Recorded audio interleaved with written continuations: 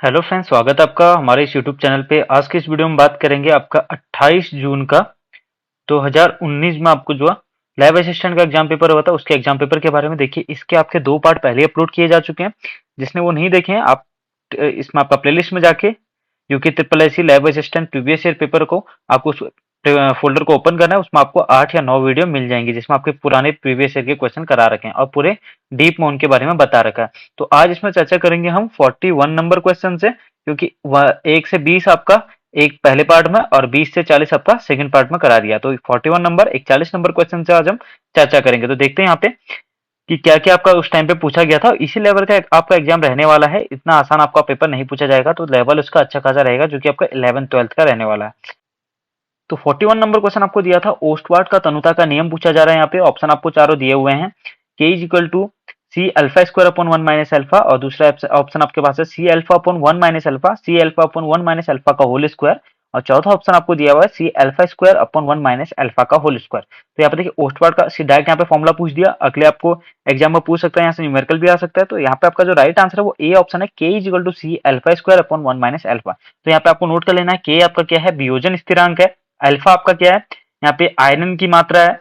और यहाँ पे आपका सी आपका है कुल सांद्रता है। और उसके बाद आपका चौथा बचता है एक फॉर्मूला। यहाँ पे आपको एक चीज और नोट कर लेनी है, यहाँ पे आपका के पी इज इक्वल टू या के इज इक्वल टू होता है आपका सी के प्लस डॉट सी ए माइनस अपॉन सी के ए।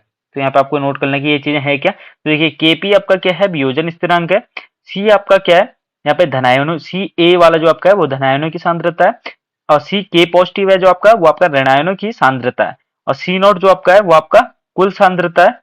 और सी के ए है आपका संबंधित इलेक्ट्रोलाइट की एकाग्रता। तो ये भी आपको नोट कर लेना है, यहाँ से भी आपका न्यूमेरिकल बन सकता है। उसके बाद बात करते हैं 42 नंबर क्वेश्चन आपके पास है। ये दिया है, कार्पस ल्यूटियम का द्वारा स्रावित हार्मोन को जाना जाता है, पूछा जा रहा है। तो यहाँ पे देखिए, ऑप्शन आपके पास चार ऑप्शन यहाँ पे दिए हुए हैं। तो यहाँ पे आपका राइट आंसर हो जाएगा बी ऑप्शन, जो कि आपका क्या है, प्रोजेस्टेरोन। यहाँ पे राइट आंसर हो जाएगा 42 क्वेश्चन का। अभी देखिए 43 नंबर है, जैव भौगोलिक क्षेत्र में वितरण के आधार पर भारत का संबंधित है। तो देखिए, भारत किससे संबंधित है पूछा जा रहा है। यहाँ पे आपको ये चार ऑप्शन यहाँ पे भी आपको दिए हुए हैं। तो 43 का आपका राइट आंसर हो जाएगा ओरिएंटल क्षेत्र से आपका भारत संबंधित है। उसके बाद बात करते हैं अगले क्वेश्चन की। देखिए, आपका यहाँ पे आपका एक न्यूमेरिकल पूछा गया है जो कि आपका केमिस्ट्री से है। तो इस बार भी ये क्वेश्चन आपके बन सकते हैं, क्योंकि ये आपका सिलेबस में दिया हुआ है। जल का मोलर अवनमन स्थिरांक आपको दिया हुआ है 1.86। यदि 342 ग्राम सुक्रोज को 1000 ग्राम जल में घोला जाए तो विलयन का हिमांक क्या होगा। तो यहाँ पे आपको हिमांक पूछा जा रहा है। तो यहाँ पे देखिए, आपका क्या क्या आपको दिया हुआ है। पहले तो देखिए कि हिमांक को बोला क्या जाता है। तो हिमांक को आपका लिखा जाता है टी एफ से, इसको डिनोट किया जाता है। देखिए, आपको टी एफ निकालना है। तो मोलर हिमांक का स्थिरांक आपको दिया हुआ है, ये क्या होता है आपका, के एफ इज इक्वल टू आपको दिया हुआ है क्या, 1.86 आपको के एफ दिया हुआ है। और यहाँ पे उसके बाद आपका स्मॉल डब्ल्यू आपको दिया हुआ है, जो कि आपका क्या है 342 है।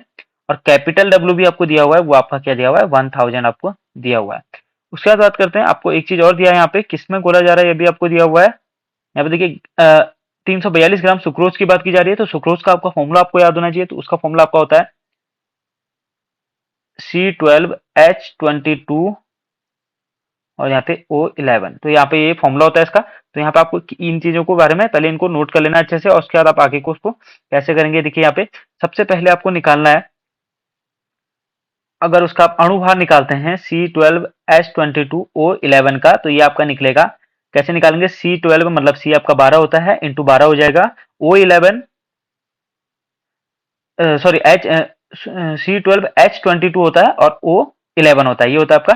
तो C12 का आपका निकलेगा 12 इंटू 22 प्लस H11, H का 1 होता है और इंटू 22 आपका यहाँ पे हो जाएगा, प्लस O का 16 होता है इंटू 11 हो जाएगा। तो इसको आप अगर सॉल्व करेंगे तो M की वैल्यू यहाँ पे आपकी आ जाएगी 342। वापस से 342 आपको एक बार फिर से मिल जाएगा। तो 342 यहाँ पे आ जाएगा। उसके बाद हम यहाँ से निकालेंगे मोलों की संख्या निकालेंगे। मोलों की संख्या का फॉर्मूला आपका होता है mole is equal to small W upon M होता है। तो यहाँ पे देखिए 342 आपको दिया हुआ है और डब्ल्यू बी एम भी आपका 342 निकल चुका है अभी। तो यहाँ पे आपका 1 हो गया। तो आपका क्या निकल गया, मोलों की संख्या आपकी कितनी निकल गई, 1 निकल गई। तो ये आपको नोट कर लेना है। उसके बाद आपको इसके बाद निकालेंगे आप डेल्टा टी एफ, आपका क्या होता है के एफ इंटू एम होता है। तो आपको देखिए के एफ आपको दिया हुआ था 1.86 1.86 दिया हुआ था। m की वैल्यू आपको क्या होती है, m आपका है मोललता, तो मोललता का क्या होता है n upon capital W upon 1000। तो यहाँ पे देखिए 1000 इसलिए लिखा हुआ है क्योंकि ये ग्राम में था तो किलोग्राम में इसको चेंज किया है, तो 1000 ऊपर चले जाएगा, तो अभी आपका क्या बच जाएगा यहाँ पे, तो अब आपका फॉर्मूला बन जाएगा, तो delta T F is equal to आपका हो जाएगा 1.86 into N upon capital W upon 1000। तो यहाँ पे आपका उसको ऊपर लाएंगे तो 1.86 इंटू आपका एन की वैल्यू आपको 1 निकाल रखी है अभी, इंटू 1000 अपॉन 1000। तो 1000 से 1000 आपका कट जाएगा, तो यहाँ पे आपका निकल जाएगा delta T F is equal to 1.86। तो डेल्टा टी एफ की वैल्यू आपकी क्या निकल गई है, 1.86 निकल गई। अब आपको उसके बाद ये आपका डेल्टा टी एफ निकला है, तो यहाँ पे अब आपको निकालना है एक फॉर्मूला, आपको और याद रखना है, टी एफ माइनस ये टी एफ डिग्री है ऊपर का, और यहाँ पे आपका टी एफ है 1.86 हो गया, ये आपका निकल गया इतना। तो आपको ये पता है कि ये आपका टी एफ जीरो जो आपका है ये आपका जीरो होता है, तो zero minus T F is equal to आपका क्या हो जाएगा 1.86 हो जाएगा। तो माइनस चिन्ह आपका इधर चले जाएगा, तो ये आपका माइनस का कितना आ जाएगा, माइनस 1.86 इसका राइट आंसर आपका आ जाएगा। तो ये चीज आपको नोट कर लेनी है इतनी यहाँ पे। तो इसका राइट आंसर कितना है आपका, डी ऑप्शन आपको दिया हुआ है, जो कि आपका क्या है -1.86 डिग्री। तो इस टाइप के इतने लेंथी क्वेश्चन भी वहां पे पूछे जा रहे हैं, जो किसी शिफ्ट में इस बार भी पूछे जा सकते हैं। उसके बाद बात करते हैं किसकी न्यूनता से पत्तियां झड़ जाती है, पूछा जा रहा है। नाइट्रोजन है, कैल्शियम है, सल्फर है और पी है आपके पास। तो यहाँ पे देखिए आपका राइट आंसर हो जाएगा ए ऑप्शन, जो कि आपका क्या होगा, नाइट्रोजन एन होगा। तो यहाँ पे ए ऑप्शन आपका राइट आंसर हो जाएगा। उसके बाद अगला क्वेश्चन आपके पास है, पाइला का हृदय होता है, अब ऑप्शन दिए हुए हैं न्यूरोजेनिक, मायोजेनिक, दोनों या फिर इनमें से कोई नहीं। तो 46 का आपका राइट आंसर हो जाएगा मायोजेनिक होता है। 47 की बात करते हैं, देखिए यहाँ पे 47 क्वेश्चन नंबर आपको दिया हुआ है, एथिलीन ग्लाइकोल तथा टेरेप्लेथिक अम्ल की अभिक्रिया से प्राप्त डेक्रोन उदाहरण है। पूछा जा रहा है कि किसका उदाहरण है, योगात्मक बहुलीकरण का, समबहुलीकरण का, या फिर संघनन बहुलीकरण का, या मूल मूलक बहुलीकरण का। तो यहाँ पे देखिए आपका 47 का जो राइट आंसर हो जाएगा वो आपका हो जाएगा सी ऑप्शन, संघनन बहुलीकरण का। तो देखिए यहाँ पे आपका बहुलीकरण से एक आध चीज और बता देता हूँ आपको, यहाँ पे आपका दो टाइप का होता है, जो नॉर्मली होता है वो दो टाइप का होता है, योगात्मक और संघनन टाइप का। तो देखिए संघनन में आपका क्या क्या होता है, जो आपका सी ऑप्शन राइट आंसर है। संघनन में आपका ये H2O NH3 या फिर HX का विलोपन करता है, और इसका एग्जाम्पल पूछा जाता है तो नाइलॉन 66 इसका एग्जाम्पल है। और अगर योगात्मक की बात आती है तो वो देखिए एकल अणु से मिलकर आपका जैसे एल्किन एल्काइन होते हैं, इनके व्युत्पन्न होते हैं। तो आपको इतना ये चीज साथ में नोट कर लेनी है। 48 नंबर क्वेश्चन दिया हुआ है, एक विस्तृत स्पेक्ट्रम प्रतिजैविक है। यहाँ पे ऑप्शन आपको चारों दिए हैं, इसका आपका राइट आंसर हो जाएगा डी ऑप्शन। 49 नंबर क्वेश्चन है, मधुमोम बना होता है। यहाँ पे आपको चारों ऑप्शन दिए हुए हैं, कार्बन श्रृंखला या पारेटिक, लिपिड या उपयुक्त सभी। तो यहाँ पे राइट आंसर आपका बी ऑप्शन हो जाएगा, जो कि आपका क्या है पारेटिक अम्ल, और ये आपका हेक्सानुकोनॉल एल्कोहल का। अगला बात करते हैं 50 नंबर क्वेश्चन है, मॉन्ट्रियल प्रोटोकॉल का उद्देश्य है। देखिए ये क्वेश्चन मैंने आपको करा रखा है, ये आपका पर्यावरण वाले चैप्टर में आप चले जाइए, वहां पे आपको अच्छे से इनके बारे में पता चल जाएगा। 2 या 4 वीडियो है, उसमें से आपका कंफर्म क्वेश्चन पूछे जाएंगे। तो यहाँ पे आपके ऑप्शन दिए हुए हैं, जैव विविधता के संरक्षण में, ओजोन निर्गत के, जल प्रदूषण, या फिर उपयुक्त में से कोई नहीं। तो देखिए यहाँ पे आपका 50 क्वेश्चन का राइट आंसर हो जाएगा बी ऑप्शन, जो कि आपका क्या है ओजोन निर्गत करने वाले पदार्थों पर नियंत्रण के लिए बनाया गया था। निम्न क्षारीय धातुओं में से किसका गलनांक सबसे कम है, पूछा जा रहा है। तो देखिए आपके पास ऑप्शन है Na, K, Rb या Cs। तो यहाँ पे आपका राइट आंसर हो जाएगा 51 का, जो कि आपका क्या होगा डी ऑप्शन Cs का। 52 का आपका है, ज्वाला कोशिकाओं में उपस्थित विशेष लक्षण है। तो आपके पास चारों ऑप्शन यहाँ पे दिए हुए हैं, तो 52 का आपका राइट आंसर हो जाएगा, जो कि आपका ऑप्शन बी है। उसके बाद देखिए 53 नंबर क्वेश्चन है, एक खाद्य श्रृंखला में अधिकतम ऊर्जा संचित होती है। तो ऑप्शन आपके पास दिए हुए हैं, देखिए यहाँ पे उत्पाद का, अपघटन का, शाकाहारी या फिर मांसाहारी। तो यहाँ पे आपका 53 का राइट आंसर हो जाएगा, क्या आपका सबसे ज्यादा ऊर्जा किसमें संचित होती है, उत्पाद में संचित होती है। तो ए ऑप्शन राइट आंसर। 54 का आपका है, भारत में राष्ट्रीय पक्षी का वैज्ञानिक नाम हमसे पूछा जा रहा है। तो देखिए आपका वैज्ञानिक नाम से एक क्वेश्चन बनना भी इस बार तय लग रहा है। तो देखिए आपके पास चार ऑप्शन दिए हुए हैं, और ये आपको पता होगा, इसका आपका राइट आंसर हो जाएगा पावो क्रिस्टेटिस, या आपका इसको आप पाओ से याद कर सकते हैं, क्योंकि आपका देखिए ये सब अलग नाम है, तो इसको आपको पाओ करके आगे से याद रखना है, पीछे का आपको याद रखने की जरूरत नहीं है। 55 नंबर है, पायरुवेट के विखंडन से यह CO2 जल तथा ऊर्जा देता है, यह क्रिया क्या कहलाती है, पूछा जा रहा है।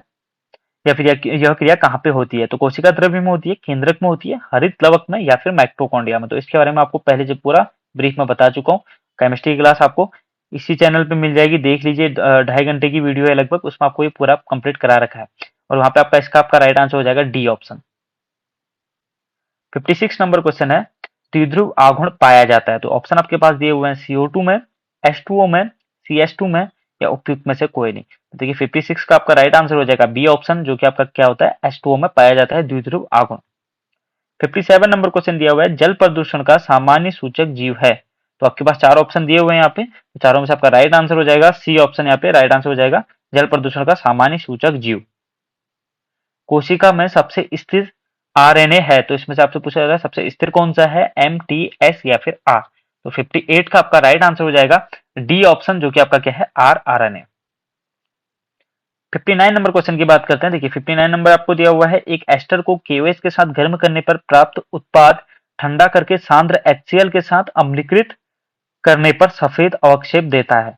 तो वह एस्टर कौन सा है पूछा जा रहा है आपसे, मैथिल एसीटेट, और यहाँ पे आप उसके बाद है Maithil format, Maithil ethyl acetate या फिर एथिल बेंजोएट। तो यहाँ पे 59 का आपका राइट आंसर हो जाएगा, क्योंकि आपका डी ऑप्शन है एथिल बेंजोएट होगा।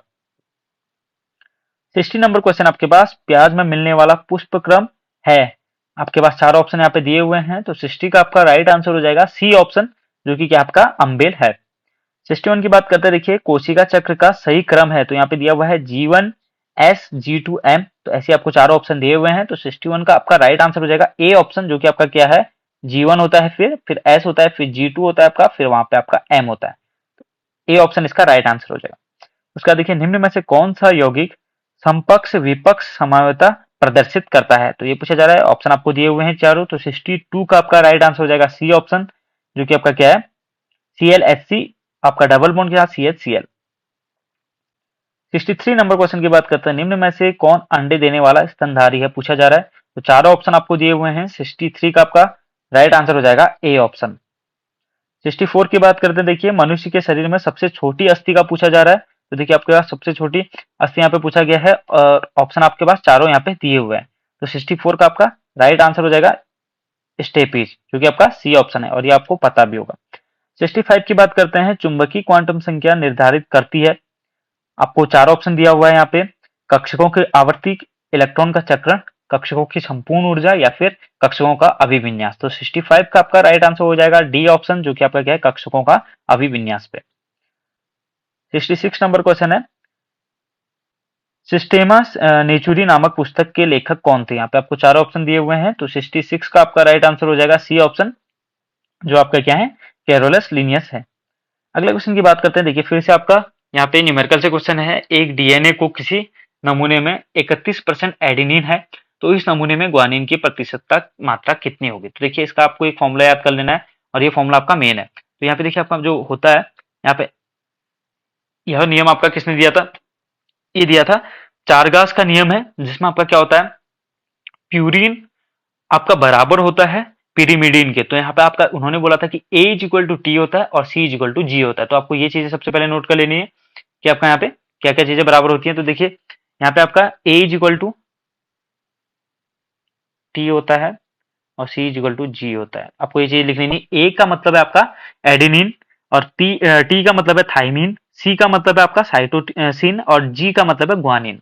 तो इन चीजों को आपको नोट कर लेना सबसे पहले। उसके बाद आपको मेन फॉर्मूला नोट करना है, A plus G is equal to होता है आपका टी प्लस सी। तो यहाँ पे आपको क्या दिया हुआ है, देखिए आपको यहाँ पे दिया हुआ है एडेनिन दिया हुआ है, ए दिया हुआ है। अब देखिए आपको निकालना क्या है, वहां पे आपको निकालना है ग्वानिन, ये निकालना है आपको। मैंने इसको रेक्टेंगल बना दिया। तो टी की वैल्यू आपको पता नहीं है, सी की वैल्यू आपको पता नहीं, टी की जगह पे आप क्या रख सकते हैं, ए रख सकते हैं,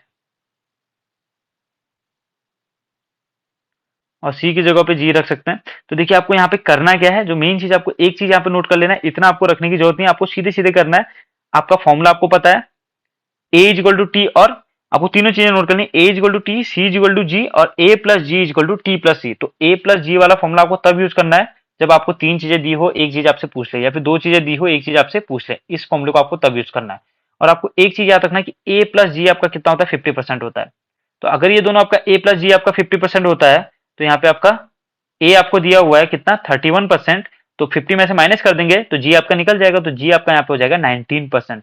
19% आपका ऑप्शन नंबर सी यहाँ पे राइट हो जाएगा। अभी बात करते हैं 68 नंबर क्वेश्चन की। तो 68 नंबर क्वेश्चन है, निम्न कथनों में से बेंजेलिहाइड से संबंधित कौन सा कथन आपका सत्य नहीं है, पूछा जा रहा है। तो यहाँ पे आपका ऑप्शन है, यहाँ पे आपको चार ऑप्शन दिए हुए हैं। 68 का आपका राइट आंसर हो जाएगा ए ऑप्शन, इसमें एनॉल संगठन नहीं होता है, सॉरी एनॉल संगठन होता है। तो यहाँ पे आपको ए ऑप्शन यहाँ पे आपका राइट आंसर हो जाता है। कौन सा सत्य नहीं है पूछा जा रहा है। 69 की बात करते, देखिए 69 नंबर है, कॉकरोच, केंचुआ एवं मनुष्य के उत्सर्जी अंग आपसे पूछे जा रहे हैं। तो यहाँ पे आपको चार ऑप्शन दिए हुए हैं। तो 69 का आपका राइट आंसर हो जाएगा जो कि आपका बी है। तो यहाँ पे बी ऑप्शन इसका राइट आंसर हो जाएगा। उसके बाद देखिए, भारतीय मधुमक्खी का जंतु वैज्ञानिक नाम, देखिए वैज्ञानिक नाम से यहाँ पे दो क्वेश्चन पूछे गए हैं। तो यहाँ पे आपका चार ऑप्शन आपको दिए हुए हैं और ये भी आपको पता होगा, एपिस इंडिका उसका नाम होता है। तो सी ऑप्शन इसका राइट आंसर हो जाएगा। 71 नंबर क्वेश्चन की बात करते हैं, देखिए आपका पास दिया हुआ है, आर्थोबोरिक अम्ल में BO3 इकाइयां जुड़ी होती हैं। तो आपके साथ ऑप्शन दिए हुए हैं यहाँ पे, हाइड्रोजन बंध के साथ सहसंयोजी बंध, वैद्युत संयोजी बंध या उप सहसंयोजी बंध के साथ। तो 71 का आपका राइट आंसर हो जाएगा ए ऑप्शन, जो कि आपका क्या है, हाइड्रोजन बंध है। 72 नंबर क्वेश्चन है, तालाब पारिस्थितिक तंत्र में निम्न में से कौन सा जीवन एक से अधिक पोषक स्तर प्राप्त कर सकता है।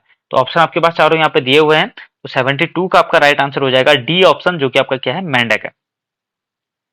उसके बाद अगला क्वेश्चन है, कोकिची मिकीमोटो को जाना जाता है, चार ऑप्शन आपको दिए हुए हैं। तो इसका भी आपका राइट आंसर हो जाएगा ए ऑप्शन, उनको जाना जाता है मोती उद्योग के पितामह के रूप में। तो 74 नंबर क्वेश्चन है। उसके बाद देखिए 74 में आपसे पूछा जा रहा है, 74 है, बेंजीन का अनुनाद होता है। तो चारों ऑप्शन आपको दिए हुए हैं। तो 74 में आपका राइट आंसर हो जाएगा पाई इलेक्ट्रॉनों के विस्थानीकरण द्वारा। तो बेंजीन का अनुनाद किससे होता है, बी ऑप्शन यहाँ पे राइट हो जाएगा। 75 है, आज की इस वीडियो का लास्ट क्वेश्चन करते हैं इसको।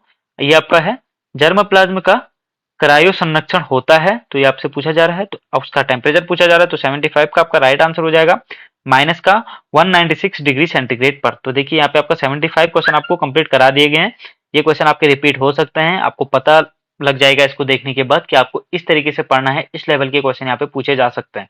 तो देखिए अभी तक के मैथ्स में आपको एक वीडियो यहाँ पे दी हुई है, मैथ्स आपको 11th-12th के एनसीईआरटी से कंप्लीट करनी है, एग्जांपल देखते देखते। उसके बाद बात करते हैं आपका फिजिक्स आपको इसी चैनल पे पूरा मिल जाएगा लैब असिस्टेंट के लिए, आप वहाँ पे जाके देख सकते हैं। साथ ही ग्रुप से जुड़ सकते हैं, आपको व्हाट्सएप ग्रुप और टेलीग्राम ग्रुप का भी लिंक यहाँ पे मिल जाएगा डिस्क्रिप्शन में। वीडियो पसंद आई तो वीडियो को लाइक करें, चैनल को सब्सक्राइब करें और शेयर जरूर करें। Thank you so much.